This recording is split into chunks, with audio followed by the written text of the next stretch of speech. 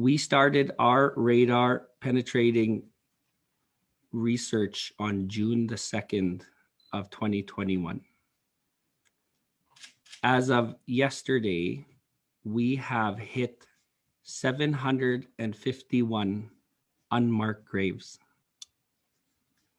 This is not a mass grave site. These are unmarked graves.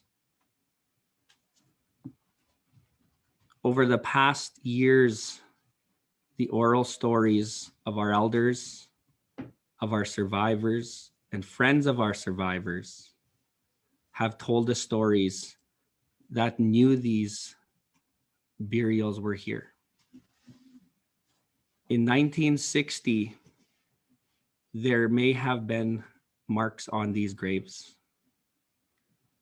The Catholic Church representatives removed these headstones,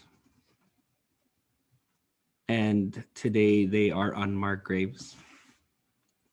At this time, I'm just going to share my screen so you have a visual of what we're talking about. You're going to notice that there are flags, and I apologize, it might be a little tough to see. But this is now today on Cowes First Nation, and this is what we call today our community gravesite. It became our community gravesite after the 1970s, when the residential school was stopped, overseen by the Roman Catholic Church and the Archdiocese. We also wanted to show you a little more of a visual from a drone perspective. Of the 751 hits, the machine has a 10 to 15% error percentage. So we will only go by the hits that we have of 751, but we do know there's at least 600. You're going to notice that they are in proper order. These that lay here are 1 meter by 1 meter apart in some cases.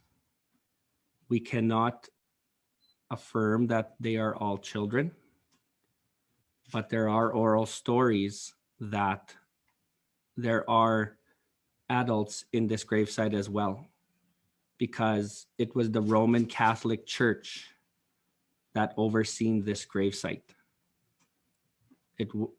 Some may have went to the church and from our local towns, and they could have been buried here as well.